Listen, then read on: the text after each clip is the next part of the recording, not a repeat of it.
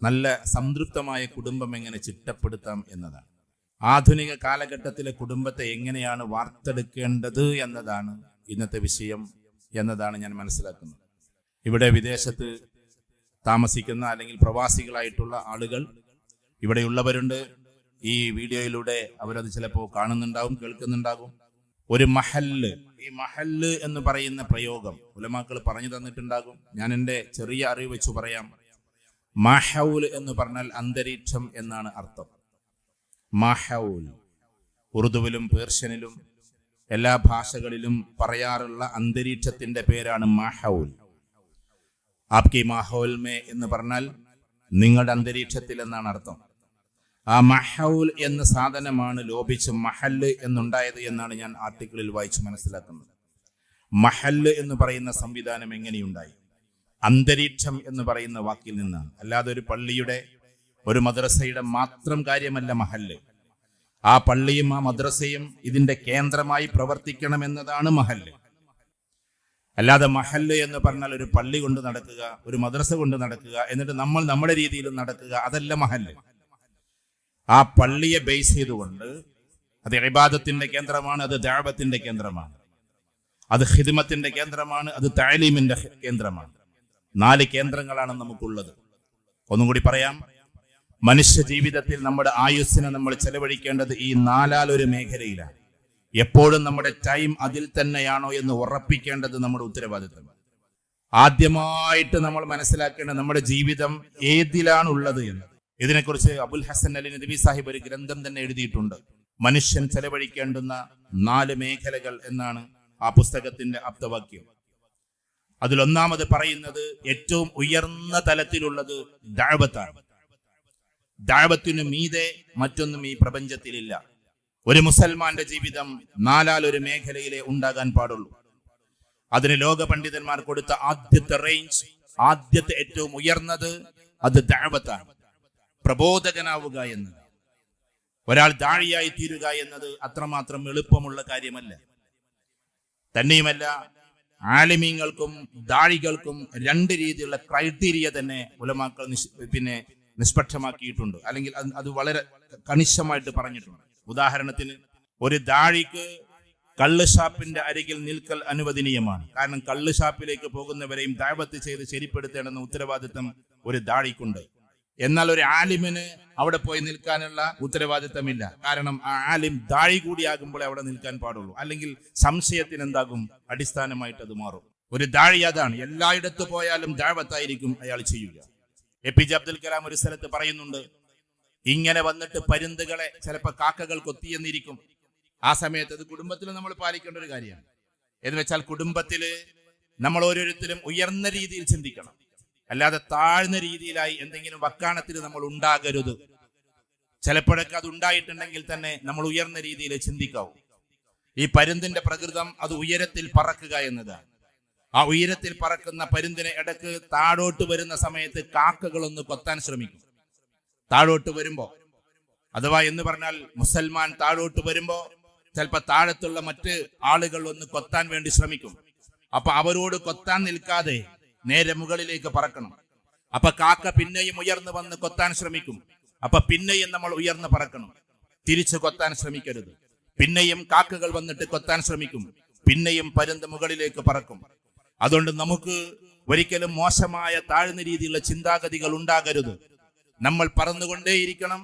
അങ്ങനെ ആരെങ്കിലും നമ്മുടെ കുടുംബ ജീവിതത്തിലോ വ്യക്തി ജീവിതത്തിലോ എന്തെങ്കിലുമൊക്കെ പ്രയാസങ്ങൾ ഉണ്ടാക്കുന്നുവെങ്കിൽ നമ്മൾ മുകളിലേക്ക് കയറി പറക്കണം.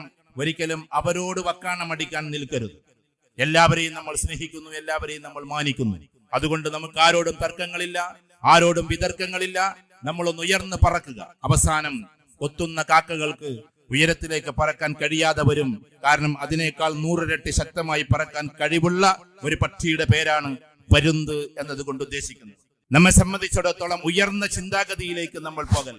വേറെയുള്ള ചിന്താഗതികൾ നമുക്കുണ്ടാകാൻ പാടില്ല. ഒരു മനുഷ്യനോടും ഒരു വെറുപ്പോ ഒരു സംശയപരമായ നോട്ടമോ ഊഹങ്ങളോ പാടില്ല.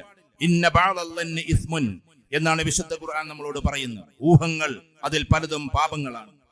അവിടെ പറയുന്നത് ഇന്ന ബഅദൽ ഇസ്മുൻ എന്ന് പറഞ്ഞിട്ട്, അഥവാ അത് പാപങ്ങളാണ്. ഊഹങ്ങൾ ഊഹിച്ച് പലതും നമ്മൾ ഉണ്ടാക്കരുത്. എന്നിട്ട് പറയുന്നത്, നിങ്ങൾ ജാസൂസിയത്ത് നടത്തരുത്. അഥവാ കൊത്തിവലിച്ച് ഒരാളുടെ പിന്നാലെ കൂടി അയാൾ ഇങ്ങനെ വലിച്ചു ചീന്തരുത്. വലാ തജസ്സസു വലാ യഅ്തബ് ബഅ്ദുകും ബഅ്ദ. നിങ്ങൾ പരസ്പരം അങ്ങോട്ടും ഇങ്ങോട്ടും ആക്രോശിച്ച് സംസാരിക്കരുത്, ചീത്ത വിളിക്കരുത്, പരസ്പരം അങ്ങോട്ടും ഇങ്ങോട്ടും വാഗ്വാദങ്ങളിൽ ഏർപ്പെടരുത്.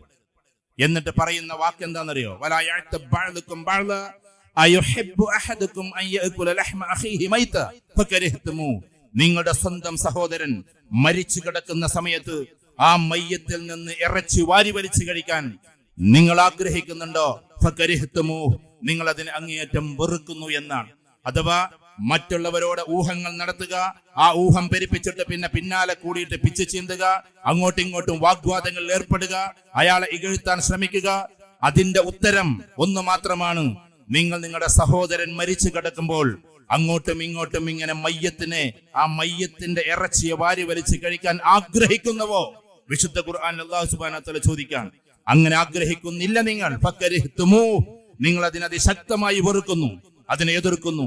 ഇതുപോലെയാണ് ഒരു മനുഷ്യനെ കുറിച്ച് ഇല്ലാത്ത ഊഹങ്ങളും ഇല്ലാത്ത ഊഹാപോഹങ്ങളും ഉണ്ടാക്കുക എന്ന്. അതൊരു പ്രസ്ഥാനത്തെ കുറിച്ചും അങ്ങനെ തന്നെ.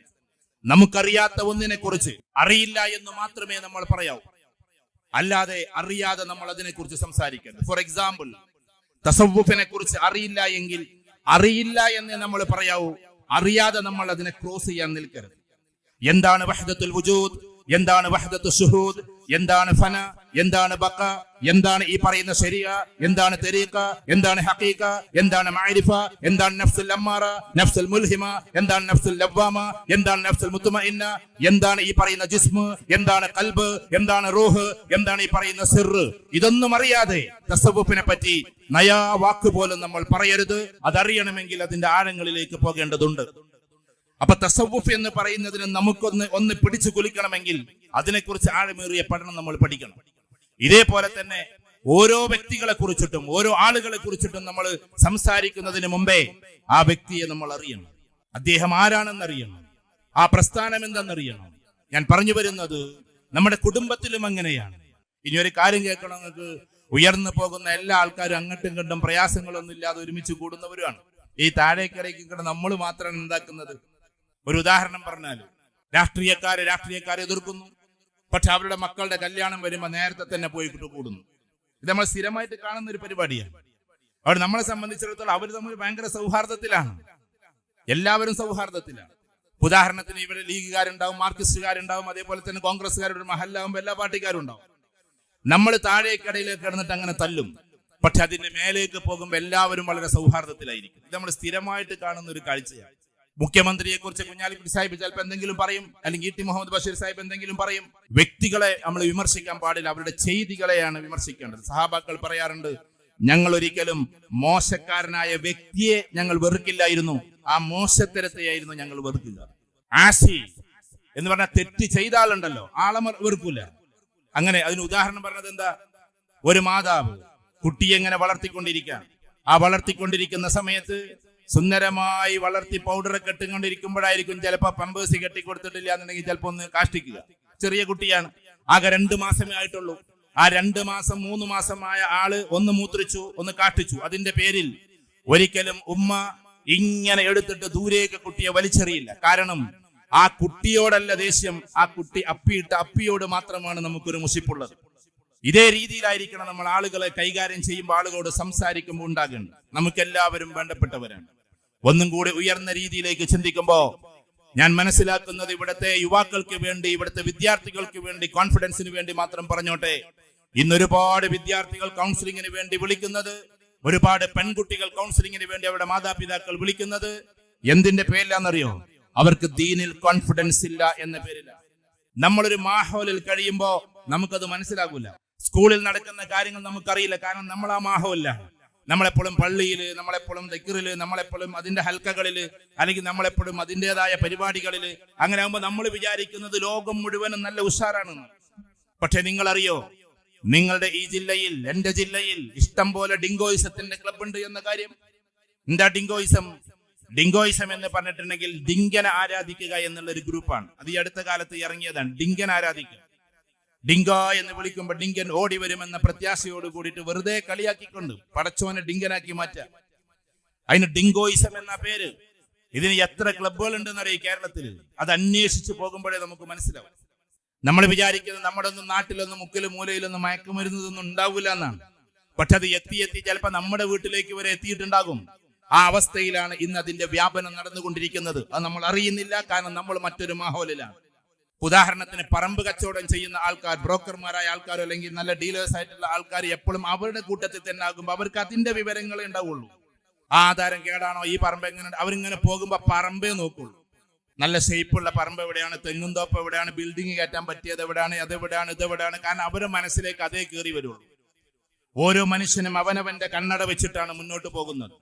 ചില ആളുകൾ റിയൽ എസ്റ്റേറ്റിന്റെ കണ്ണടയാണ്. ചില ആളുകൾ ഇങ്ങനെ നോക്കുമ്പോ ജ്വല്ലറിക്കാരാണെന്നുണ്ടെങ്കിൽ ഓരോ പെണ്ണിനിങ്ങനെ നോക്കും, ഓളമേത്ത് വളയില്ലല്ലോ, ഓളമേത്ത് ചെയിനില്ലല്ലോ, അതെന്താ അവൾ എടുക്കാത്തത്. അങ്ങനെ ഓരോരുത്തരും നോക്കൽ ഓരോ കാര്യത്തിലായിരിക്കും. അല്ലെങ്കിൽ ഒരു പാർട്ടി ജ്വല്ലറിയിലേക്ക് കയറി വരുമ്പോ ഇയാൾ പൈസക്കാരനാണോ അല്ലയോ, അയാൾ ബേജാറിലാണോ അല്ലയോ, ഇതൊക്കെ ആയിരിക്കും ഇയാളുടെ ചിന്ത ഉണ്ടാവുക. ഓരോ മേഖലയിലെ ആളുകളും ആ മേഖലയിൽ ഉണ്ടാവുക. അതുകൊണ്ട് പൊതുധാരയെ കുറിച്ചിട്ട് ചിലപ്പോൾ വേണ്ട രീതിയിലുള്ള അറിവുണ്ടാകാം, പക്ഷെ അതിനെ കുറിച്ചിട്ടുള്ള ഒരു പ്രത്യേക വിവേചനമോ വിവേകമോ ഉണ്ടാകണമെന്നില്ല. ഞാൻ പറഞ്ഞു വരുന്നത്, ഒരു മഹല്ല് ഒരുമിച്ച് കൂടുമ്പോ സർവോന്മുഖമായി അതിനെ കാണുക എന്നതാണ്. എല്ലാ അർത്ഥത്തിലും അതിനെ ദർശിക്കുക എന്നതാണ്.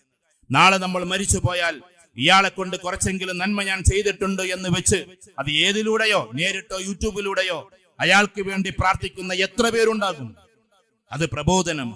ചില ആളുകളൊക്കെ മരിച്ചാൽ എത്ര ആളുകൾ പ്രാർത്ഥിക്കാനുണ്ടാവും? സയ്യിദ് മുഹമ്മദ് അലി ശിഹാബ് തങ്ങൾ ഈ ലോകത്തോട് വിട പറഞ്ഞ സമയം, രാവിലെ പോയി കണ്ടിട്ട് തിരിച്ചു വന്നിട്ട് ഉച്ചയ്ക്ക് ശേഷം പോകുന്ന സമയത്ത് പിന്നെ മലപ്പുറത്ത് നിന്ന് പാണക്കാട്ടേക്ക് പോകാൻ പറ്റുന്നില്ല. പ്രഗത്ഭരായ പല ആളുകളും വഴിയിൽ തങ്ങേണ്ടി വന്നു. എത്രയോ ആളുകൾക്ക് വേണ്ടി നന്മയ്ക്ക് വേണ്ടി ജീവിച്ചൊരു മഹാമനീഷിയായതുകൊണ്ട് ഒന്ന് കണ്ടുകൊണ്ടൊന്ന് പ്രാർത്ഥിക്കാൻ, അവിടെ എത്തിക്കൊണ്ടൊന്ന് പ്രാർത്ഥിക്കാൻ പോലും കഴിയാതെ പോയി. അത്രമാത്രം ആളുകൾ ഉണ്ടാകണം നമ്മൾ മരണപ്പെട്ടു എന്ന് പറഞ്ഞാൽ.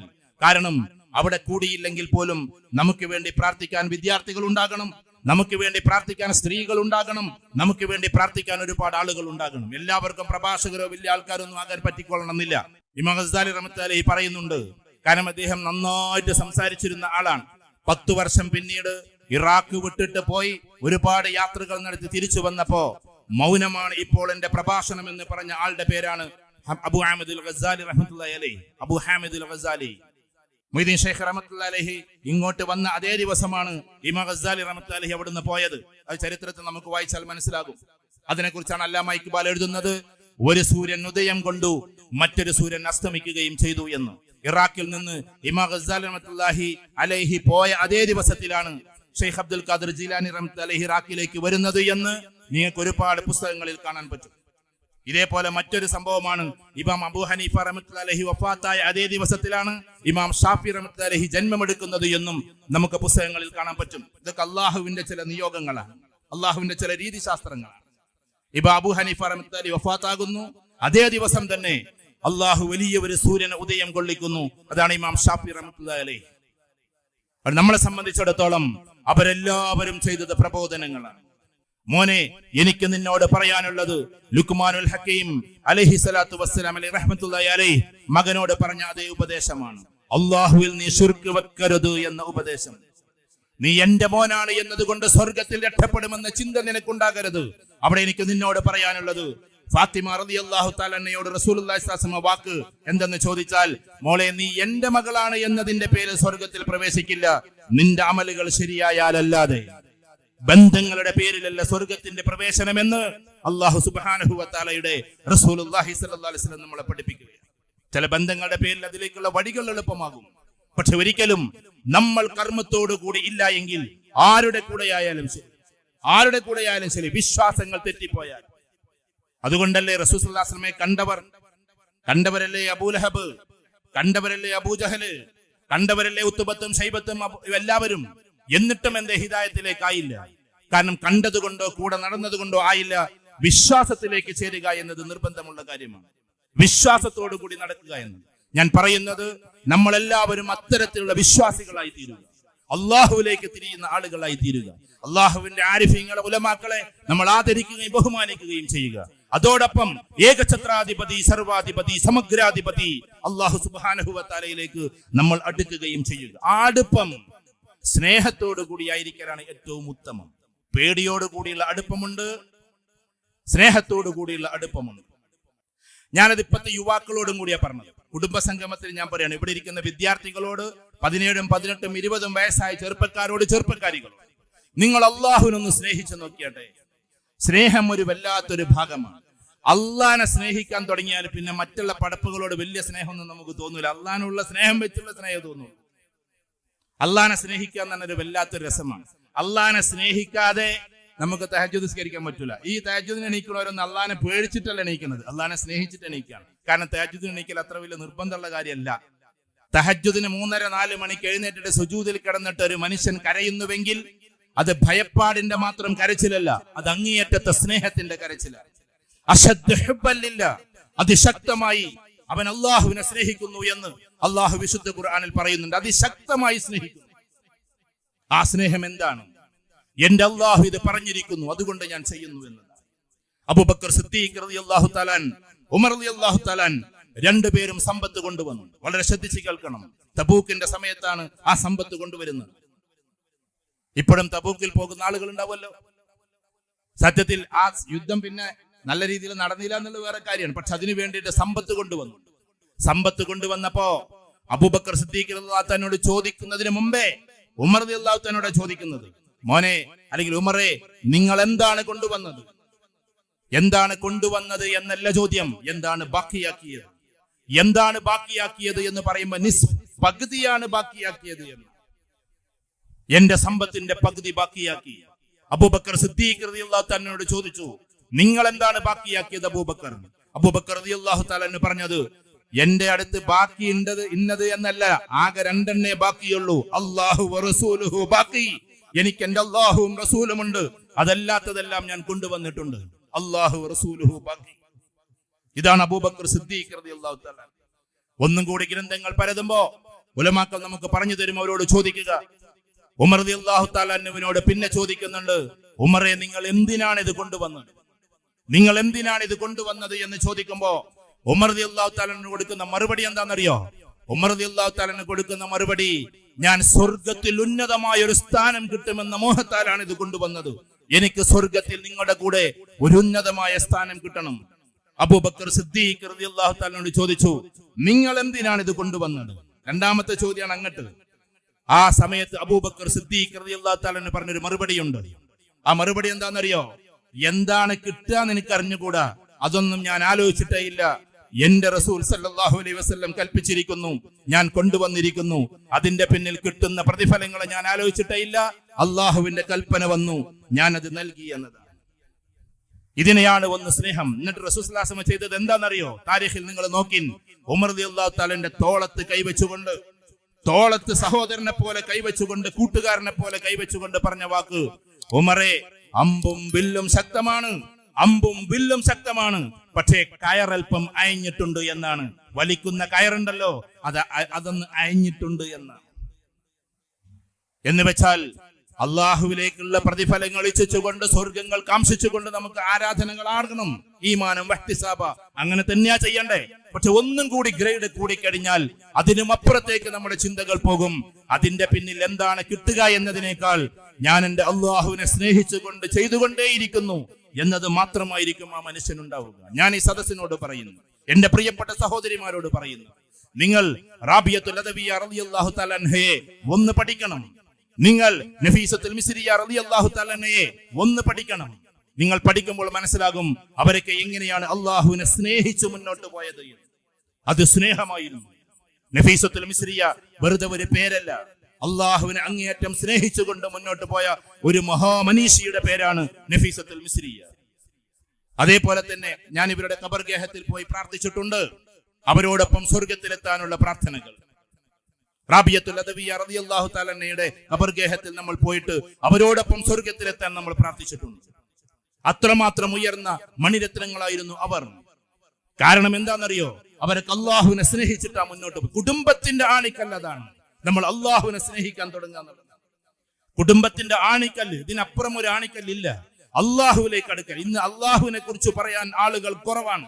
പ്രസ്ഥാനങ്ങളെ കുറിച്ച് പറയാൻ ആളുകളുണ്ട്, രാഷ്ട്രീയത്തെ കുറിച്ച് പറയാൻ ആളുകളുണ്ട്, രാഷ്ട്രീയ മഹത്വജങ്ങളെ കുറിച്ച് പറയാൻ ആളുകളുണ്ട്, വലിയ വലിയ മനുഷ്യകളെ കുറിച്ച് പറയാൻ ആളുകളുണ്ട്.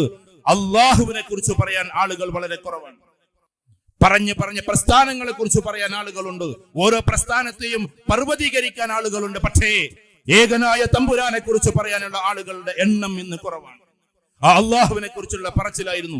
നിങ്ങൾ ഷെയ്ഖ് അബ്ദുൽ ഖാദിർ ജീലാനി റഹ്മത്തുള്ളാഹി എടുക്ക്, നിങ്ങൾ ഈ പറയുന്ന മുഴുവൻ ആളുകളെ എടുക്ക്. അവരെന്തുകൊണ്ട് അങ്ങനെയായി എന്ന് ചോദിച്ചാൽ ഒറ്റ ഉത്തരമേ ഉള്ളൂ: അള്ളാഹുവിനെ കുറിച്ച് പറഞ്ഞു. അള്ളാഹുവിനെ ആളുകൾക്ക് മനസ്സിലാക്കി കൊടുക്കാൻ വേണ്ടിയിട്ട് അവർ അങ്ങേയറ്റം ശ്രമിച്ചു എന്നതാണ്. ആ അള്ളാഹു ആയിരിക്കണം നമ്മുടേത്, അള്ളാഹു എന്റേതായിരിക്കണം. സുജൂദിൽ കിടന്നിട്ട് പ്രാർത്ഥിക്കണം. അത് ഫർദ് നിസ്കാരത്തിലാകരുത്, സുന്നത്തില് എങ്ങനെ ചെയ്യണം അതൊക്കെ ഇവര് പറഞ്ഞുതരും. അത് ഫത്വകളൊക്കെ അവരോട് ചോദിച്ചു നോക്കി. പ്രാർത്ഥിക്കാന്നുള്ളത് ഞാൻ പറഞ്ഞുതരാം. ഞാൻ ഫിഖഹിലേക്ക് പോവാറില്ല, കാരണം അത് തർക്ക വിതർക്കങ്ങളാവും, പിന്നെ അങ്ങോട്ടും ഇങ്ങോട്ട് ആശയക്കുഴപ്പങ്ങളാവും. അറബിയിൽ പ്രാർത്ഥിക്കണമെന്ന് എല്ലാ ഉലമാക്കളും പറയുന്നുണ്ട്. അറബിയിൽ തന്നെ പ്രാർത്ഥനകളാകണം. മനസ്സുകൊണ്ട് കരുതാമെന്ന് പറയുന്നവരുണ്ട്, കരുതാമെന്ന് പറയുന്നവരുണ്ട്. അതൊക്കെ നിങ്ങൾ വേറെ പഠിക്കേണ്ടത്, ഞാൻ കൺഫ്യൂഷനിലേക്ക് പോണില്ല. പക്ഷേ സുജൂദിൽ കിടന്നുകൊണ്ട് പ്രാർത്ഥിക്കണം. ആ സുജൂദ് ശുക്രിന്റെ സുജൂദാണെങ്കിൽ ഏറ്റവും ശക്തമായിരിക്കണം. നമ്മൾ ഇവിടെ സൂചിപ്പിച്ചിട്ടുണ്ട്. എന്ത് ചെറിയ കാര്യമായാലും ഓരോ അനുഭവങ്ങൾ ഉണ്ടാകുമ്പോഴും ശുക്രിന്റെ സുജൂദിൽ നമ്മൾ വീണിരിക്കണം. നമ്മുടെ മകൻ പെട്ടെന്നൊരു സ്കൂട്ടറും കൊണ്ട് വീണു എന്ന് കേട്ട്, ഇല്ല അവന് പരിക്കൊന്നും പറ്റിയിട്ടില്ല എന്ന് കേൾക്കുമ്പോ നമ്മൾ ആദ്യം ചെയ്യേണ്ടത്, വീട്ടിൽ നിന്ന് ഫോൺ വരുമ്പോ, നമ്മളെ മോന് വല്ലാത്തൊരു വീഴ്ച വീണത് കേട്ടോ, എല്ലാം തകരേണ്ടതായിരുന്നു, പക്ഷേ ഒരു പോറൽ പോലും ഏറ്റിട്ടില്ല എന്ന് പറയുമ്പോ നമ്മൾ അതിനു വേണ്ടി ഫോൺ വിളിക്കുന്നതിന് മുമ്പേ അവിടെ കിടന്നിട്ട് സുജൂദിൽ കിടക്കണം. അല്ലാഹുമ്മ ലക്കൽ ഹംദു വലക ശുക്ർ യാ അല്ലാഹ് എന്ന് പറയലാണ് ആദ്യത്തെ നമ്മുടെ ഉത്തരവാദിത്തം. അത് അറബികൾ ധാരാളം ചെയ്യാറുണ്ട്. ഒരു ആക്സിഡന്റ് പറ്റിക്കഴിഞ്ഞാൽ നേരെ ഇറങ്ങും, എന്നിട്ട് ആ മണലിൽ കിടന്നിട്ട് സുജൂദിൽ, കാരണം അവർക്കൊന്നും പറ്റിയിട്ടുണ്ടാവില്ല. അതിന്റെ നന്ദി സൂചകമാണ്. അത് ഇവിടെ പറയാൻ പറ്റുമെന്ന് എനിക്ക് അറിഞ്ഞോട്ടെ. എന്നാലേ കുട്ടിയേക്ക് വേണ്ടി പറഞ്ഞോട്ടെ, ഉലമാക്കൾ ക്ഷമിക്കണം. കളിക്കാരിലും നല്ല തെക്കുവയുള്ള കളിക്കാരുണ്ട്. ക്രിക്കറ്റ് കളിക്കാരില്ലേ, തെക്കുവയുള്ള കളിക്കാരുണ്ട്. നിങ്ങൾ എന്തായി പറഞ്ഞത് നിങ്ങളോട് ചോദിക്കും. എനിക്കറിയാം, ഞാൻ നേരിട്ട് കണ്ടിട്ടുണ്ട് 2-3 കളിക്കാരെ. നമ്മളെക്കാളൊക്കെ ഒരുപാട് തെക്കുവയുള്ള കളിക്കാരാണ്. കിങ് ഫിഷർ എന്ന് പറയുന്ന മദ്യത്തിന്റെ വലിയ കമ്പനിയാണ് കിങ് ഫിഷർ. ആ കമ്പനിയുടെ ഇതിടായിട്ട്, ഏത് ടീഷർട്ട് ഇടാതെ, നമ്മളിപ്പോ ആരുടേതാണെന്ന് നോക്കൂലല്ലോ, ആണ്ടിടലല്ലേ, കിങ് ഫിഷർ ആണോ മേലുള്ളതെന്നും നോക്കൂല. കളിക്കുന്ന സമയത്ത് കിങ് ഫിഷർ എന്ന് പറയുന്ന കമ്പനിയുടേത് ഞാൻ ഇടൂല, അത് മദ്യ കമ്പനിയാണ് എന്ന് പറഞ്ഞിട്ട് എത്രയോ കോടികൾ അങ്ങോട്ട് കൊടുക്കേണ്ടി വന്ന കളിക്കാർ വരെയുണ്ട് ഈ കളിക്കാരുടെ കൂട്ടത്തിൽ. ഓരോ സിക്സർ അടിക്കുമ്പോഴും ആകാശത്തേക്ക് നോക്കിയിട്ട് സുജൂദിൽ വീഴുന്ന കളിക്കാരുണ്ട്. ഞാൻ കളിക്കാരെ വലിയ വലിയ വാഴ്ത്തി പറയല്ല, അതും തഖ്വയുടെ ഭാഗമാണ്. ഈ സിക്സർ അടിക്കുന്നത് എന്റെ ബാറ്റിൽ നിന്നല്ല, ഇതെന്റെ തമ്പുരാൻ തന്നിട്ടുള്ള എന്റെ സ്കില്ലിൽ നിന്നാണ് എന്ന് പറയുന്ന കളിക്കാരുണ്ട്. ഞാൻ കുട്ടികൾക്ക് വേണ്ടി പറയുന്നു. നമുക്കിന്ന് മതത്തോട് നീരസം, മതം വേണോ എന്ന ചർച്ചകള് ഞാൻ പറയാൻ വേണ്ടി പറയണം. ഉലമാക്കളെ നിങ്ങൾ ക്ഷമിക്കണം, ഞാൻ അപ്പൊ കുട്ടികളോട് പറയാം. ഒരു സൈക്കോളജിസ്റ്റ് എന്നൊരു ലേബൽ എനിക്ക് തന്നതുകൊണ്ട് അങ്ങനെ പറയാം. കഴിഞ്ഞ ലോകകപ്പില് പ്രാർത്ഥിക്കാതെ കളിക്കിറങ്ങിയ ഏതെങ്കിലും കളിക്കാരെ നിങ്ങൾ കണ്ടോ? നിരന്നു നിന്നുകൊണ്ട് അവിടെ ദേശീയഗാനം പാടുന്നതിന് മുമ്പേ ഇങ്ങനെ ഓരോ ഗോൾ അടിക്കുമ്പോഴും ഇങ്ങനെ ക്രോസ് വരച്ചുകൊണ്ട് കളിക്കാർ നടക്കുന്ന അവരുടെ പ്രാർത്ഥനയാണ്. ഓരോരുത്തർക്കും ഓരോ പ്രാർത്ഥനയുണ്ടാവും. നമ്മൾ വിചാരിച്ചത് ഇന്റർനാഷണൽ ആൾക്കാർക്കൊന്നും മതമൊന്നും ഇല്ല എന്നുള്ളതാണ്. അതൊക്കെ തെറ്റായ ധാരണയാണ്. ചന്ദ്രയാൻ അയച്ചുകൊണ്ട് ഇന്ത്യ വലിയ ഉയരങ്ങളിലേക്ക് എത്തി. ആരയച്ചു, എന്തിനയച്ചു, അതൊക്കെ വേറെ കാര്യം. ചന്ദ്രയാൻ വലിയ ചർച്ചയായി ലോകത്തിൽ. ആ ചന്ദ്രയാൻ അയച്ചിട്ടുള്ള ഏറ്റവും സൂപ്പർ ലെവലിൽ നിൽക്കുന്ന ചീഫ് സയന്റിസ്റ്റ്, അദ്ദേഹത്തിന്റെ എല്ലാ രീതിയിലുള്ള ഹൈന്ദവ പ്രാർത്ഥനയും കഴിഞ്ഞിട്ട് തന്നെയാണ് ഈ സാധനം ആകാശത്തേക്ക് വിട്ടിട്ടുള്ളത്. അതുകൊണ്ട് ഒരു കെമിസ്ട്രി പഠിക്കുമ്പോഴേക്ക്, ഒരു ബയോളജി പഠിക്കുമ്പോഴേക്ക്, എന്തെങ്കിലും 2 അധ്യായം പഠിക്കുമ്പോഴേക്ക് ദൈവമുണ്ടോ എന്ന ചിന്തയുണ്ടാകണ്ട. അതിന്റെ അപ്പുറം കയറിയിട്ട് മിസൈൽ തൊടുക്കുന്ന നായകന്മാര് വരെ അവിടെ പ്രാർത്ഥനകൾ കഴിഞ്ഞിട്ട് ഈ സാധനങ്ങൾ വിടുന്നത്. മഹലിന്റെ പരിപാടിയിൽ നിന്നിട്ട് മനസ്സിലാക്കാനുള്ള ഉദാഹരണം പറയാണ്. സിനിമാക്കാരാണ് ഏറ്റവും കൂടുതൽ മതമല്ലാത്ത രീതിയിൽ ജീവിക്കുന്ന ആൾക്കാർ. അങ്ങോട്ടും കൊണ്ടൊക്കെ ഉണ്ടാവും. പക്ഷേ ഓരോ സിനിമ റിലീസാകുന്നതിന് മുമ്പേ പൂജ കഴിക്കാതെ അവിടെ ഷൂട്ടിംഗ് പോലും ഒരു തുടങ്ങാറില്ല. ഞാൻ പറഞ്ഞതിന്റെ കാര്യങ്ങൾ മനസ്സിലാക്കണം, അല്ലാതെ ഇതിനെ വളച്ചൊടിച്ച് പറയരുത്. അവരുടേതായ പ്രാർത്ഥനകൾ നടത്തിയിട്ട് ഈ സാധനം എന്താക്കാറുള്ളൂ, ഇറങ്ങാറുള്ളൂ. എല്ലാവർക്കും പ്രാർത്ഥനയുണ്ട്. നമുക്ക് പ്രാർത്ഥിക്കാൻ മടിയും. എല്ലാവർക്കും കല്യാണമുണ്ട്. ഞാൻ ഹൈന്ദവരൊക്കെ നിറഞ്ഞു നിൽക്കുന്ന പ്രദേശത്ത് നിന്ന് വരുന്ന ഒരാളാണ്. അവിടെയുള്ള ഹൈന്ദവ കല്യാണങ്ങളൊക്കെ നമ്മൾ അയൽവാസികൾ എന്ന അർത്ഥത്തിൽ, ചിലപ്പോൾ അറിയപ്പെടുന്ന ആൾക്കാരൊക്കെ എന്ന അർത്ഥത്തിൽ ചെറിയ രീതിയിലെങ്കിലും നമ്മളെ കല്യാണത്തിന് വിളിക്കും. കല്യാണത്തിന് പോകുമ്പോ അവരുടെ അച്ചടക്കമുള്ള കല്യാണം നമ്മൾ കാണാറുണ്ട്. അവിടെ താലികെട്ടിനൊരു മുഹൂർത്തമുണ്ട്. ആ മുഹൂർത്തമാകാതെ അവർ താലി കെട്ടില്ല. നിറക്കതിരുകൾ ഉണ്ടാകും. ഇതേപോലെ തന്നെ അവർക്ക് നല്ല നല്ല തോരണങ്ങൾ ഉണ്ടാകും. എല്ലാം കഴിഞ്ഞിട്ട് നിലവിളക്കും കൊണ്ടാണ് ഈ പെൺകുട്ടിയും ആണും കൂടി വീട്ടിലേക്ക് കയറുന്നത്. നമ്മളോ JCBയിൽ പുതിയാപ്പള പോവുക, പറ്റുമെങ്കിൽ ട്രാക്ടറിൽ പുതിയാപ്പള പോവുക. ഇതൊക്കെയാണ് നമ്മുടെ ഒരു രീതിശാസ്ത്രം. ഞാൻ എൻ്റെ ഒരു സുഹൃത്തുണ്ട്, ഔദ്യോഗികമായി ഉയരത്തിലിരിക്കുന്ന ഒരാളാണ്. അദ്ദേഹത്തിന്റെ കല്യാണത്തിന് പോയി. കല്യാണത്തിന് പോയപ്പോ രണ്ടാളും IB ഉദ്യോഗസ്ഥന്മാരാണ്. ഒരാൾ പാർലമെന്റില്, അതേപോലെ ഒരാൾ എയർപോർട്ടിൽ, ഡൽഹി ഇന്റർനാഷണൽ എയർപോർട്ടിൽ, ഒരാൾ പാർലമെന്റിൽ IBയിൽ. അവിടെ കല്യാണം നടക്കുമ്പോൾ ഞാൻ പോയി. എൻ്റെ ഒരു സുഹൃത്താണ്. അപ്പൊ സുഹൃത്തായത് കൊണ്ട് 11:30 മണിയായിട്ട് കൊണ്ട് കയറുന്നില്ല. നമുക്കാണെങ്കിൽ ഇത് കഴിഞ്ഞിട്ട് വേണം പോരാൻ. അവനത് എപ്പോഴാ കഴിയാന്ന് വെച്ചില്ല, മുഹൂർത്തം കഴിഞ്ഞിട്ടേ പോവുള്ളൂ എന്ന് പറഞ്ഞു. അവർക്ക് 11:30 എന്ന് പറഞ്ഞ മുഹൂർത്തം ഉണ്ട്, അത് കഴിഞ്ഞിട്ടാണ് അങ്ങോട്ട് കയറുക. 11:30ക്കാണ് മുഹൂർത്തം എങ്കിൽ ചിലർക്ക് 9:30 ഉണ്ടാവും, 10 മണിക്കൊക്കെ ഉണ്ടാവും. നമുക്ക് യാതൊരു രീതിയുമില്ല. ഞാൻ ഇവിടത്തെ കുറിച്ചല്ല പറഞ്ഞത്. പെൺകുട്ടിയെ വഴിയിലിറക്കുക, എന്നിട്ട് സോഷ്യൽ മീഡിയയിൽ താരങ്ങളാകാൻ വേണ്ടിയിട്ട് എത്ര മോശമാണെന്ന് ആലോചിച്ച് നോക്കിയാട്ടെ. ഞാൻ കുറ്റപ്പെടുത്തല്ല. എന്നിട്ട് ഈ പാവം പെൺകുട്ടി, എനിക്കുമുണ്ടൊരു മോള്. ഇവിടെ പെൺമക്കളുള്ള പിതാക്കന്മാര് പറയട്ടെ, നമ്മുടെ മകളെ കല്യാണം കഴിപ്പിക്കുക എന്ന് നമ്മുടെ ഒരു സ്വപ്നമാണ്. ചിലപ്പോൾ അവർക്ക് 14-15 വയസ്സാകുമ്പോ തന്നെ നമ്മളിങ്ങനെ മെല്ലെങ്ങനെ ആൾക്കൂട്ടത്തിൽ തിരയും അവൾക്ക് പറ്റിയ പുതിയാപ്പിള ആരാന്ന്. 20 വയസ്സിലും 18 കെട്ടിക്കലെങ്കിലും മനസ്സിലിങ്ങനെ കാണും ഓരോരുത്തരെ. അത്ര വലിയ മോഹമാണ് പെൺകുട്ടികളോട്. പെൺകുട്ടികൾ നല്ലൊരു അവസ്ഥയിൽ എത്തണമെന്ന്. ആൺകുട്ടികൾ ഇനി എന്തെങ്കിലും ആയാൽ അങ്ങോട്ടും ഇങ്ങോട്ടൊക്കെ നമുക്ക് മാറ്റം ചിരിച്ചും വെക്കാന്നൊക്കെ ഒരു ധാരണയുണ്ടാവും. അപ്പുറത്തൊരു പെൺകുട്ടിയുണ്ട്, അതുകൊണ്ട് അത് നമ്മൾ സംരക്ഷിക്കണമല്ലോ. നമ്മളെ മോളത്തിനെ പോലെ തന്നെ മരുമക്കളും. അത് നമ്മുടെ പെൺമക്കളെ കുറിച്ച് നമുക്ക് വല്ലാത്തൊരു ചിന്തയാണ്. ആ പെൺകുട്ടിയുടെ കല്യാണത്തിന്റെ ദിവസത്തിൽ ആദ്യമായിട്ട് പുതിയാപ്പളുടെ വീട്ടിൽ പോയി ഇറങ്ങുമ്പോ, ക്യാമറക്കാർ ക്ഷമിക്കണം കേട്ടോ, ഞാൻ ക്യാമറക്കാരെ കുറിച്ച് പറയല്ല. ആദ്യം ഈ പെണ്ണിനെ എവിടെ തൊടണം, എപ്പ തൊടണം എന്ന് ക്യാമറക്കാരാ തീരുമാനിക്കുന്നത്. കാരണം ഫോട്ടോ സെഷൻ അതിന് മുമ്പാണ്. ഫോട്ടോ സെഷൻ അതിന് മുമ്പാണ്. എല്ലാ ക്യാമറക്കാരും എന്നോട് ക്ഷമിക്കണം. ക്യാമറക്കാരെ ഞാൻ കുറ്റപ്പെടുത്തല്ല. മനുഷ്യന്റെ ജീവിതത്തിൽ ചില മോഹങ്ങളുണ്ട്, ചില സുന്ദരമായ നിമിഷങ്ങളുണ്ട്. ആദ്യം എന്റെ ഭാര്യയുടെ കയ്യിന്റെ മുകളിൽ വെച്ചിട്ട് പ്രാർത്ഥിക്കണമെന്ന് പ്രവാചക തിരുമേനി സല്ലല്ലാഹു അലൈഹി വസല്ലം പഠിപ്പിച്ചിട്ടുണ്ട്. ഞാൻ അതിന്റെ അടിസ്ഥാനം പറയണം. ഞാൻ വിശ്വാസികളോടൊപ്പം സംസാരിക്കുന്നത്. നാളെ യൂട്യൂബിൽ വരുമ്പോ അതിന്റെ അടിയിൽ എന്തൊക്കെയാ ഇയാൾ പറഞ്ഞെന്ന് പറഞ്ഞിട്ട് ആരെങ്കിലും പറയല്ലേ. ഞാൻ എന്റെ വിശ്വാസത്തെ കുറിച്ചാണ് പറയുന്നത്. തലയിൽ കൈവച്ചുകൊണ്ട് പ്രാർത്ഥിക്കാനുണ്ട്. ആ പ്രാർത്ഥന കഴിഞ്ഞിട്ടാണ് നമ്മളെ സംബന്ധിച്ചിടത്തോളം രസകരമായ സുന്ദരമായ നിമിഷത്തിലേക്ക് നീങ്ങുക. ഇത് ക്യാമറക്കാരൻ പറയും, അവിടെ പിടിക്ക്, ഇവിടെ പിടിക്ക്, അവിടെ തൊട്, ഇങ്ങനെ പിടിക്ക്, കവളോട് ചേർക്കുന്നിട്ട് ഇവൻ ഫോട്ടോ അടിക്കാം. ഞാനതിനെ കുറ്റപ്പെടുത്തല്ല. പക്ഷേ മതം നിഷ്കർഷിച്ച രീതിയിലേക്ക് നമ്മൾ പോകുമ്പോ ഈ പ്രൊഫഷണൽ ക്യാമറ എന്ന് പറഞ്ഞാൽ, ഞാൻ ഇതിന് പ്രൊഫഷണലിസം പറയട്ടെ, നിങ്ങൾ കേവലമായിട്ട് എന്തെങ്കിലും പറഞ്ഞു എന്ന് പറയല്ലേ. എന്താ പ്രൊഫഷണൽ ക്യാമറ എന്നറിയോ? ഞാൻ നമ്മുടെ മുഖ്യമന്ത്രിയും മമ്മൂട്ടിയും ഒക്കെ പങ്കെടുത്തിട്ടുള്ള ഒരു സാംസ്കാരിക പരിപാടി ദുബായിൽ, അതിൽ ഞാനും പോയിരുന്നു പരിപാടിയിൽ പങ്കെടുക്കാൻ. ആകെ ഒരു 10-200 ആളുകളുടെ പരിപാടിയാണ്. ജോൺ ബ്രിട്ടാസ് ഉണ്ട്, പല ആൾക്കാരുണ്ട്. ആ പരിപാടിയിൽ സിനിമയിൽ ഏറ്റവും സുന്ദരമായിട്ട് ക്യാമറ എടുക്കുന്ന ആളാണ് ആ പരിപാടി ക്യാമറ എടുക്കുന്നത്. കാരണം അത് അങ്ങനത്തെ ഒരു ചാനലിന്റെ പരിപാടിയാണ്.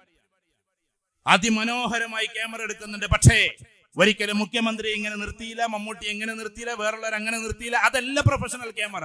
പ്രൊഫഷണൽ ക്യാമറ എന്ന് പറഞ്ഞാൽ ആ നടക്കുന്ന സാധനത്തിനെ ലൈവായിട്ട് പകർത്തുക എന്നതാണ്. ലൈവായിട്ട് പകർത്തണം. അല്ലാതെ ഇങ്ങനെ നിർത്തിയിട്ട് ഇങ്ങനെ ചെരിഞ്ഞിക്കിഞ്ഞൊന്ന് ചിരിക്കും എന്നൊക്കെ പറഞ്ഞാണ്ട് ക്യാമറ എടുക്കൽ പ്രൊഫഷണലിസം അല്ല ഇന്നത്തെ കാലത്ത്. ഒരു കല്യാണ സദസ്സിൽ അവിടുത്തെ ഓരോ മുക്കും മൂലയിലും വന്ന് അയാള് ചിരിഞ്ഞിട്ടൊക്കെ ആയിരിക്കും കൊടുക്കുക. അതിൽ വാല്യൂസ് കീപ്പ് ചെയ്യാൻ നമ്മൾ പറയണം. കാരണം എങ്ങനെയെങ്കിലും മോശപ്പെട്ട ക്യാമറകൾ മോശപ്പെട്ട രീതിയിലാകരുത് എന്ന് നമ്മൾ പറഞ്ഞാൽ ആ കല്യാണത്തിന് മൊത്തത്തിൽ അവർ പകർത്തി തരും. കാരണം ഏറ്റവും രസകരം എന്താണ്, ഇപ്പൊ ഇവിടെ തങ്ങൾ വന്നിട്ട് തങ്ങളോട് സംസാരിക്കുന്നത് നമ്മളിങ്ങനെ നിന്നോടുത്ത് ഫോട്ടോ എടുക്കുമ്പോൾ രസമില്ല. നേരത്തെ തങ്ങളോട് സംസാരിക്കുന്നത് വേറെ ഏതോ മൂലയിൽ നിന്ന് ആരോ കാണാതെ എടുത്താൽ അതായിരിക്കും രസം. അതാണ് പ്രൊഫഷണൽ ക്യാമറ എന്ന് പറഞ്ഞാൽ. അപ്പൊ ഒരു കല്യാണ വീട്ടില് പെണ്ണിനോട് ഇങ്ങനെ നിൽക്കുക അങ്ങനെ നിൽക്കുന്ന പറഞ്ഞിട്ട് എടുക്കലല്ല പ്രൊഫഷണൽ ക്യാമറ. പകരം അവരെങ്ങനെയാണോ നിൽക്കുന്നത് അതിനെ പകർത്തലാണ് പ്രൊഫഷണൽ ക്യാമറമാൻ. ക്യാമറ ഉണ്ടെങ്കിൽ തന്നെ ഞാൻ അതിന്റെ പ്രൊഫഷണൽ രീതിയാ പറഞ്ഞത്. ആദ്യം ദീന പറഞ്ഞത്, പിന്നെ പ്രൊഫഷണൽ രീതിയാ പറഞ്ഞത്. രണ്ടും നമ്മൾ എടുത്തുണ്ടായതുകൊണ്ട് പ്രൊഫഷണൽ ആയിട്ട് പറയണമെങ്കിൽ നമുക്ക് അങ്ങനെ പറയാം, ദീനിയായിട്ട് പറയണമെങ്കിൽ അങ്ങനെ പറയാം. പക്ഷെ നമുക്ക് വാല്യൂസ് ഇല്ലാതെ അത് മുന്നോട്ട് കൊണ്ടുപോകാൻ കഴിയില്ല. എല്ലാ പ്രസ്ഥാനക്കാരും അങ്ങോട്ടും ഇങ്ങോട്ടുമുള്ള ഈ ഒരു ചർവണം നടക്കുന്നത് കൊണ്ട് പുതിയ തലമുറയിലെ കുട്ടികൾക്ക് കോൺഫിഡൻസ് നഷ്ടപ്പെട്ടു പോകുന്നു. ഞങ്ങൾ ആരോട് കൂടെ നിൽക്കണം സാർ, നിങ്ങൾ പറ എന്നവർ ചോദിച്ചുകൊണ്ടിരിക്കുകയാണ്. നമ്മളാകട്ടെ അങ്ങോട്ടും ഇങ്ങോട്ടും മീഡിയയിലൂടെ പറഞ്ഞുകൊണ്ടേയിരിക്കുകയാണ്. എന്തുകൊണ്ടൊന്ന് മാനിച്ചുകൂടാ? എന്തുകൊണ്ടൊന്ന് നല്ല രീതിയിൽ പറഞ്ഞുകൂടാ? ഒരു വാഗ്വാദം നടത്തുന്ന ഒരു മനുഷ്യനോട് കോട്ടക്കൽ വെച്ചിട്ട് ഒരാളെ എതിർക്കാൻ വേണ്ടി വന്നപ്പോ ഞാൻ ഫോൺ വിളിച്ചുകൊണ്ട് പറഞ്ഞു, സാർ നിങ്ങൾ ഇങ്ങനെയാ സംസാരിക്കേണ്ടത്, ഇങ്ങനെ സംസാരിച്ചാൽ. അദ്ദേഹം വലിയൊരാളാണ്, ഖുർആനിൽ PhD ഒക്കെ എടുത്ത ആളാണ്. പക്ഷേ അദ്ദേഹം എന്നോട് പറഞ്ഞത് നിങ്ങൾ ഒരു ആഴ്ച മുമ്പ് പറഞ്ഞിട്ടുണ്ടെങ്കിൽ തിരക്കടില്ല. ഞാൻ പറഞ്ഞു, ഉദാഹരണത്തിന് അപ്പുറത്ത് നിൽക്കുന്ന ആളൊരു അബ്ദുറഹ്മാൻ എന്ന് പറഞ്ഞ ആളാന്ന് വിചാരിച്ചോ. ഞാൻ പറഞ്ഞു, നിങ്ങൾ പ്രസംഗിക്കുമ്പോ എങ്ങനെ പറയണം? അബ്ദുറഹ്മാൻ സാഹിബ് നല്ല മനുഷ്യനാണ്, എത്രയോ നല്ല മഹാരഥനാണ്, ഒരുപാട് കാര്യങ്ങൾ ചെയ്ത മനുഷ്യനാണ്, ഈ ഉമ്മത്തിന് ഒരുപാട് ഉപകാരങ്ങൾ ചെയ്തിട്ടുണ്ട്. പക്ഷേ ഈ കാര്യത്തിൽ അദ്ദേഹത്തിന് ചെറിയ ഒരു മിസ്റ്റേക്ക് വന്നിട്ടുണ്ട് എന്ന് വേണമെങ്കിൽ നിങ്ങൾ പ്രസംഗിച്ചോ. ഈ കാര്യത്തിൽ ഒരു മിസ്റ്റേക്ക് വന്നിട്ടുണ്ട്, ആ മിസ്റ്റേക്കാണ് ഞാൻ പറയുന്നത്, അല്ലാതെ ഒരിക്കലും ആ വ്യക്തിയെ അല്ല ഞാൻ പറയുന്നത് എന്ന് പറഞ്ഞിട്ട് നിങ്ങൾ പറഞ്ഞോ. അപ്പൊ അദ്ദേഹം പറഞ്ഞു, ഞാൻ ഇപ്പൊ 3-4 പ്രസംഗം പ്രസംഗിച്ച അതിലൊക്കെ ചീത്ത വിളിച്ചിട്ടാ പറഞ്ഞു, ഇനിയിപ്പോ എങ്ങനെ മാറ്റി പറയാം? മഹലിന്റെ പ്രക്രിയ മുന്നോട്ട് പോകട്ടെ. ഞാൻ എന്റെ ഭാഗം പറയുന്നു. ആയിരക്കണക്കിന് കുട്ടികളോട് ഡെയിലി സംവദിക്കുന്ന ഒരാളെന്ന നിലയ്ക്ക് ഞാൻ പറയാണ്, കോളേജുകളിലെ എന്റെ പരിപാടികൾ കൂടുതൽ ഉണ്ടാവുക. ഫറൂഖ് കോളേജിൽ പോകുമ്പോ, PSM കോളേജിൽ പോകുമ്പോ, പ്രശസ്തമായ ക്യാമ്പസിൽ പോകുമ്പോ പർദ്ദയണിഞ്ഞ കുട്ടികൾ എഴുന്നേറ്റ് നിന്ന് ചോദിക്കുന്ന ചോദ്യങ്ങൾ പോലും നമ്മളെ വല്ലാണ്ട് സങ്കടപ്പെടുത്തുന്ന ചോദ്യങ്ങളാണ്. എന്നിട്ടും എന്താ ഇവരിങ്ങനെ എന്ന് ചോദിക്കുമ്പോ എന്താ നമ്മൾ മറുപടി പറയുക? ഞാൻ അതിലേക്ക് പോകുന്നില്ല. അതുകൊണ്ട് കോൺഫിഡൻസ് നഷ്ടപ്പെടുത്തുന്ന രീതിയിലുള്ള സംസാരങ്ങൾ നമ്മുടെ കൂട്ടത്തിൽ നിന്ന് ആരുടെ പക്കൽ നിന്നും ഉണ്ടാകരുത്.